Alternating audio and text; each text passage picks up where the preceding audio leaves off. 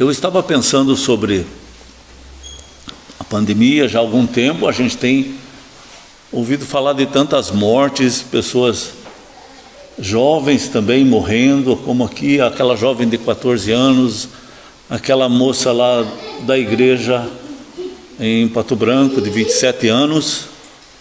Então nós temos vivido um tempo diferente, um tempo bem diferente de todo o tempo que já vivemos.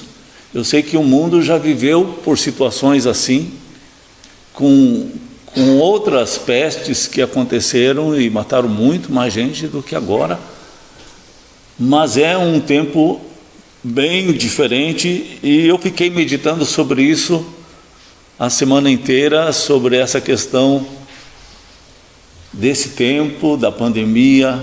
Alguns falando, parece que é uma roleta russa, alguém de 50 anos morre, o outro de 50 anos não morre. Alguém de tal idade passa bem e o outro passa mal. Uns não têm sintoma nenhum, outros ficam na beira da morte. E às vezes, quando não há UTI, então alguns ficam com muito medo. E a gente vê muita gente com medo. E a igreja, ela serve exatamente para isso. Não só para a gente ter aqui refrigério para a nossa alma, o Espírito Santo tratar o nosso coração, mas a igreja também tem essa missão de estar ajudando aqueles que têm medo, aqueles que estão nesse pavor da morte que o texto diz, que Jesus enfrentou essa morte para nos livrar desse pavor da morte. Diz o verso 15: e livrasse todos que pelo pavor da morte estavam sujeitos à escravidão por toda a vida. Eu lembro assim na minha infância, lá no Turvo, quando a família foi sepultar o meu tio. Eu era muito pequeno, e eles faziam aquela cova funda, e eles começavam a jogar aquela terra em cima daquele caixão, e aquele barulho daquela terra em cima do caixão ficava na minha cabeça e não saía da minha cabeça por muito tempo, como um trauma. Mas eu percebi que também é um trauma necessário para nós entendermos que existe morte, que a nossa vida não vai ser para sempre, que todos precisam passar por essa morte, todos precisam enfrentar, e tem alguém que enfrentou no nosso lugar para abrir um caminho para a vida eterna. Jesus diz: eu sou a ressurreição e a vida. Também eu lembro mais tarde, quando meu primo, o Felipe, faleceu, também foi sepultado lá no Turvo.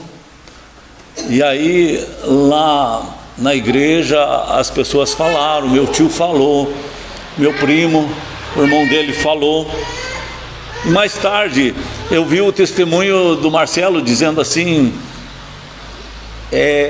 eu quero isso para mim, eu quero esse tipo de fé.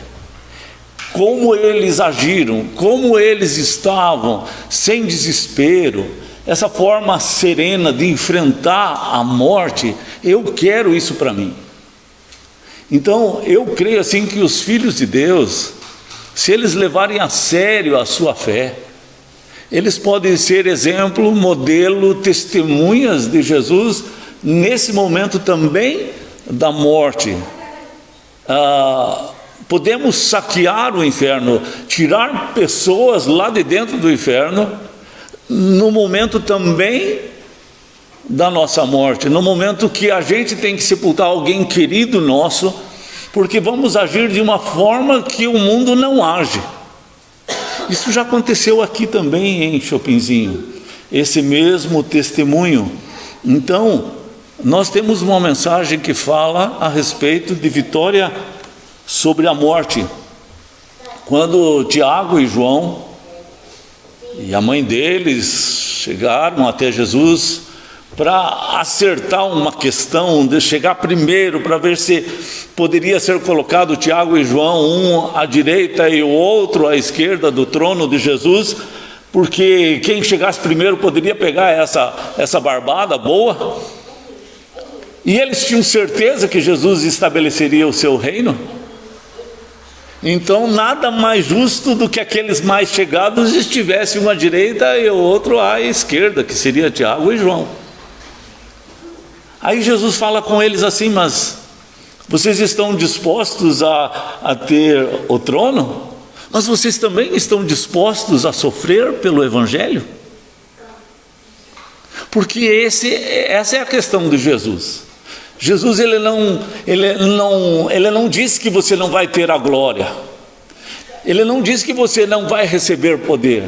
Ele fala sobre isso, ele fala sobre galardão, ele fala assim, de que nós vamos reinar com Cristo. Então ele não diz que não vai ter isso, mas ele fala assim: vocês vão ter também os vales, vocês também vão ter o cálice. O cálice que ele tratava ali era da sua morte. E ele diz assim: vocês estão dispostos a beber desse cálice que eu vou beber?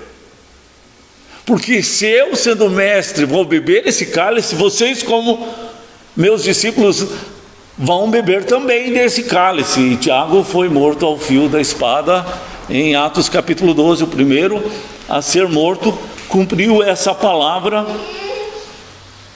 E praticamente todos os apóstolos foram martirizados, sofreram por causa do nome de Jesus, de uma forma muito terrível. E não poderia ter esse medo.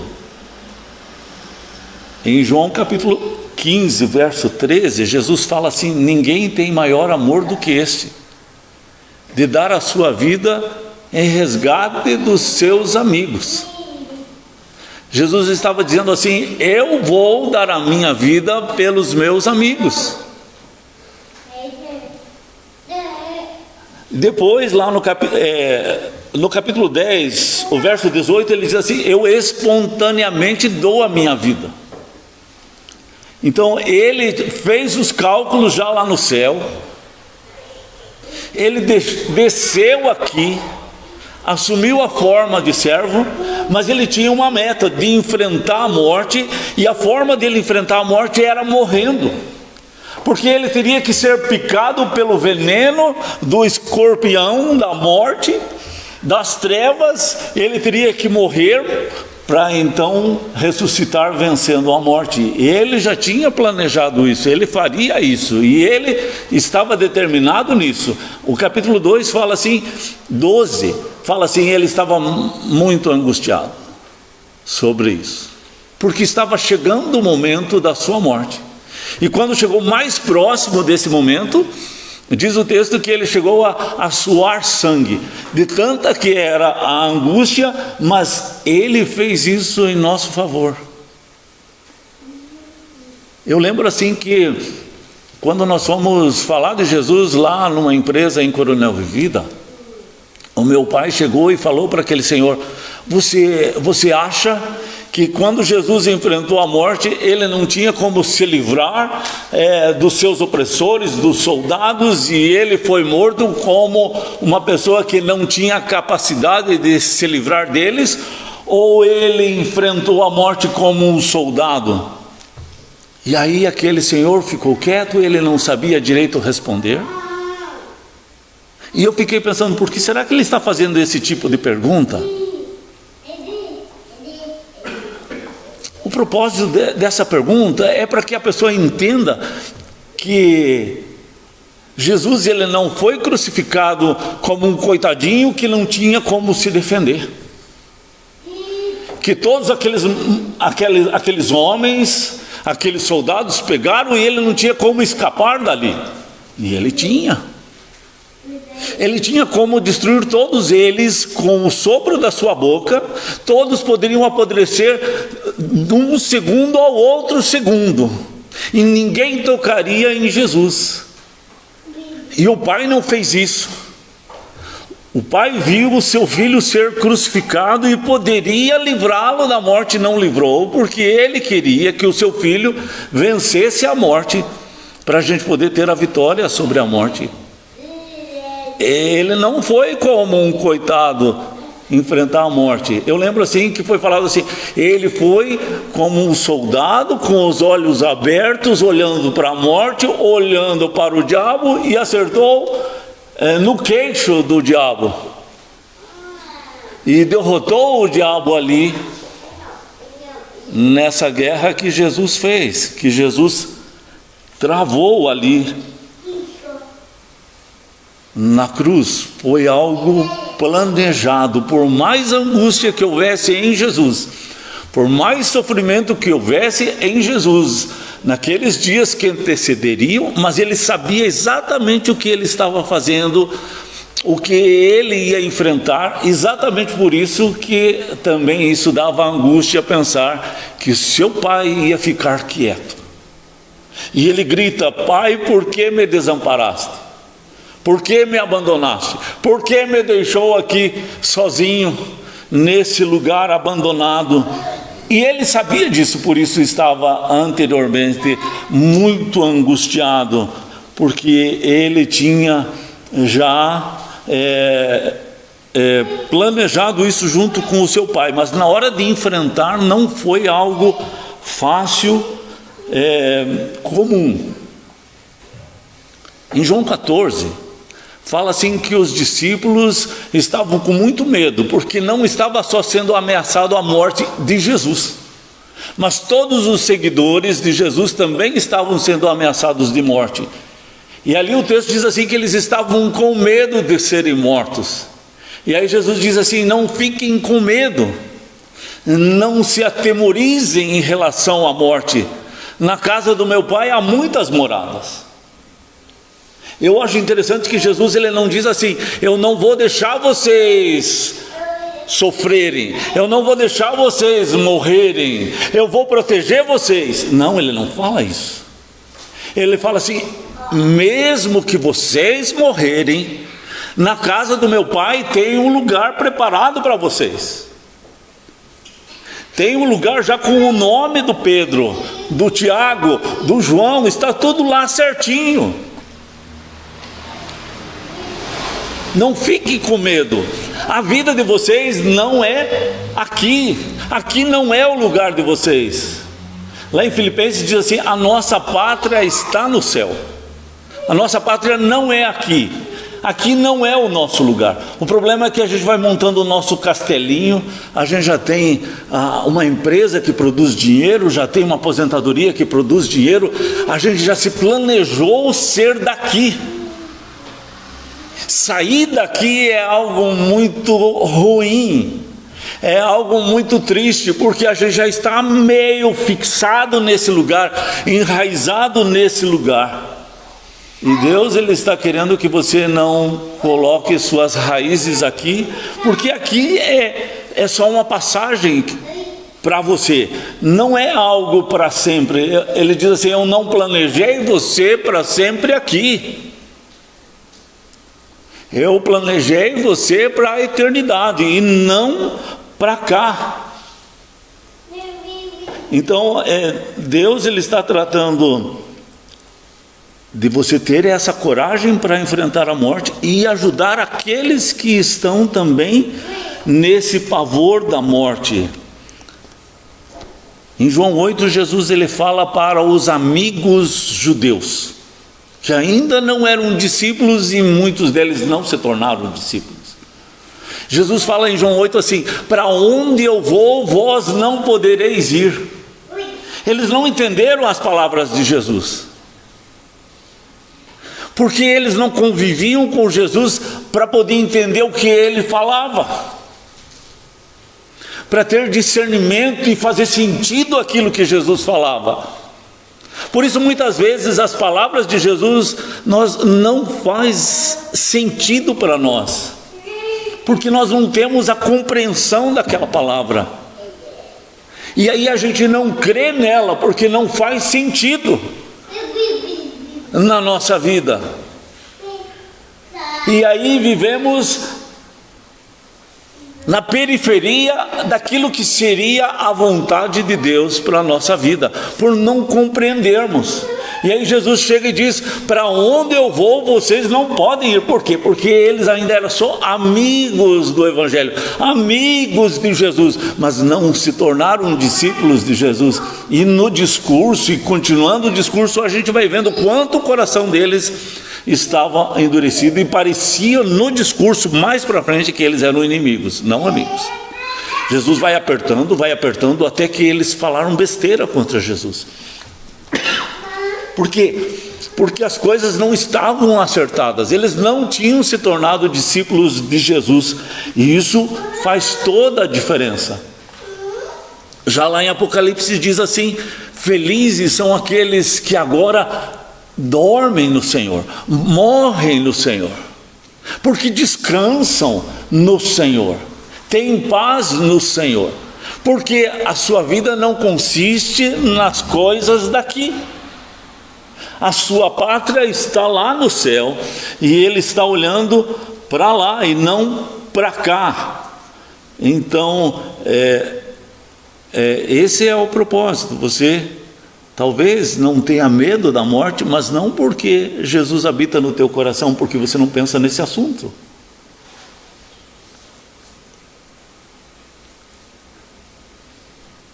Se você tem a certeza que Jesus habita no teu coração, você também tem a garantia da vida eterna. Mas se Jesus habita no teu coração, Jesus coloca no teu coração o desejo de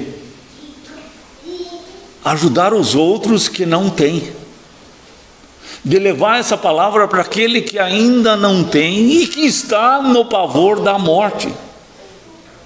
Porque Jesus, ele é assim, ele não vai ficar quieto. É como uma fonte que você não tem como trancar essa fonte, porque essa água vai sair, e de uma forma ou outra você vai falar a respeito de Jesus para aquela pessoa, para que ela não fique na morte, não fique alienada, não fique na ignorância. Lá em 2 Timóteo 4, verso 6, Paulo fala assim: eu estou sendo oferecido por libação.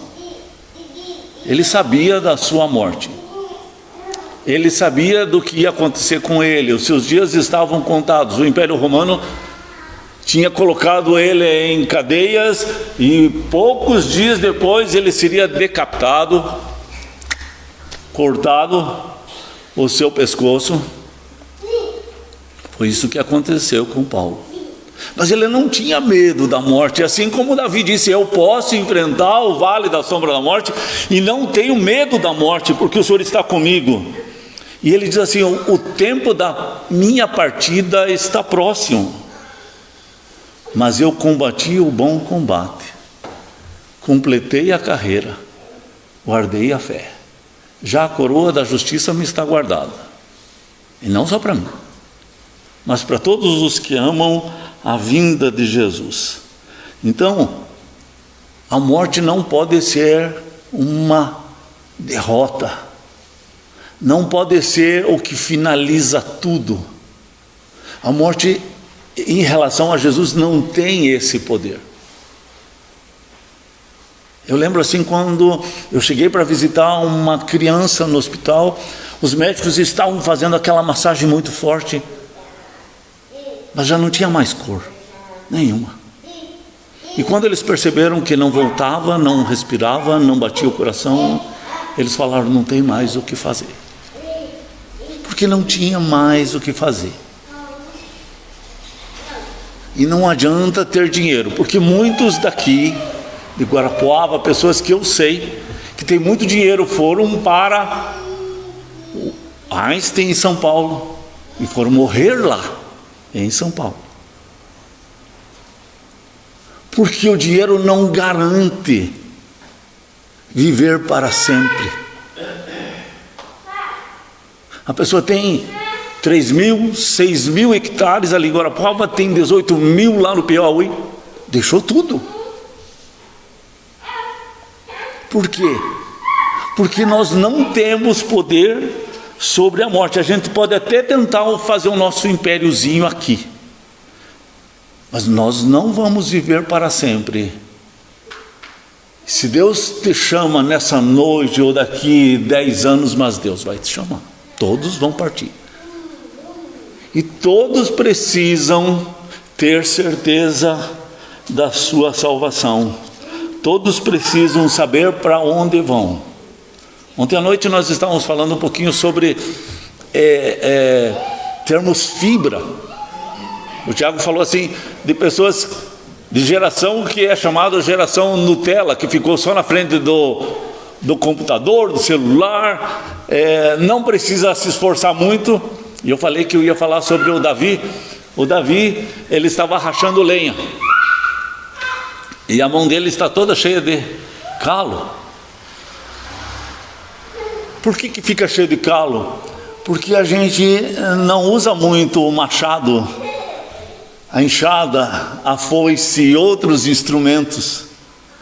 Aí quando vai usar, machuca. Não se cria resistência de um dia para outro. A pele, ela engrossa com muitos anos de trabalho. Assim também acontece na nossa vida espiritual, a resistência espiritual. Precisa haver treinamento. Às vezes, jovens casados estão 8 anos casados e já estão 8 anos sem orar, como casados, como casal, todo dia. Não tem leitura bíblica, meditação na Bíblia, como casados, como casal. Como que vai criar resistência?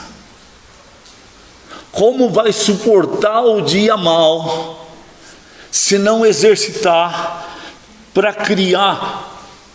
Aí foi falado sobre aquele filme Até o Último Homem. É um adventista que resolveu não usar arma, mas ele queria ir para a guerra para ajudar os seus companheiros. E durante o treinamento ele sofreu muito na mão dos companheiros, porque não entenderam o que ele ia fazer. Mas ele lutou tanto por esses companheiros, que na guerra ele salvou muitos dos seus companheiros. E muitas vezes eles não iam para uma luta sem primeiro estar junto com esse companheiro, que eles fizeram sofrer no treinamento. Lá num determinado lugar que ia explodir tudo, e os seus companheiros que estavam lá machucados, ele foi à noite e passou a noite inteira resgatando os seus companheiros de lá. E foi descendo com uma corda aquele precipício, e foi descendo seus companheiros machucados até lá embaixo. Dava para perceber assim, eu não lembro o número de tantos que ele salvou, mas vamos dizer assim, que com 10 que ele desceu a corda, ele já estava com a mão toda cheia de sangue, mas ele foi orando e colocando isso na mão de Deus, e Deus foi dando às pessoas que estavam machucadas lá, e ele foi descendo. Quando ele viu, ele já tinha descido todo mundo antes de explodir tudo lá. Mas se ele nas primeiras vezes achasse que era demais, que ele já tinha feito demais e que ele não tinha mais força para fazer mais, ele ia socorrer uns 5, e os outros 50, eu não sei quantos, ia ficar morrendo lá. Então a gente precisa orar, buscar, encher a vasilha do nosso coração do azeite do Senhor para o dia mau, né? Para que a nossa mão do nosso coração, ela tenha calo, ela tenha resistência. Me chama a atenção também o Bernardinho, que era treinador da seleção tanto feminina como masculina de vôlei, e ele sempre ganhou muitos títulos. Mas os treinamentos dele eram muito severos. Porque quando a pessoa vai jogar e tem uma plateia pequena, se nós formos jogar e ter uma plateia pequena, a gente já fica tudo travado. Não consegue jogar aquilo que sabia jogar. Agora, se tiver uma plateia enorme e a pessoa não for realmente treinada, ela trava, o medo trava, acaba com a pessoa. Muitas vezes a seleção brasileira teve o melhor time, mas por causa da pressão da torcida, por causa da pressão daquele jogo, vocês sabem que jogou muito mal. O medo acaba com a pessoa. Por isso o Bernardinho treinava para quê? Para criar músculo, engrossar a pele, para poder aguentar aquele momento difícil. Esse momento, irmãos, é uma chamada assim: nós precisamos encher a vasilha do nosso coração do azeite do Senhor. Nós precisamos buscar a Deus todo dia. Os casais precisam buscar a Deus todo dia, em oração, juntos. Se deixar só para o final de semana não vai dar. Não vai aguentar. Não vai criar resistência. Não aumenta o amor por Deus, pela sua palavra, se a gente ficar economizando em busca de Deus. E daí Deus não vai falar ao nosso coração. A palavra só vai ter sentido se isso acontecer. Se não acontecer isso, ela não vai fazer sentido na nossa vida. Não vai fazer, não vai trazer vitória para nós. Vamos sair derrotados. Jesus, ele venceu, mas ele sempre estava na presença do Pai. Ele sempre estava em oração. Ele não abria mão de estar na presença de Deus. Por isso depois a palavra de Deus diz assim: onde está a morte, a sua vitória? Onde está a morte, o seu aguilhão? 1 Coríntios 15, verso 55. Quer dizer assim: aonde está, ó trevas, o teu veneno? Você aplicou o teu maior veneno em Jesus, mas Jesus venceu. Jesus derrotou a morte.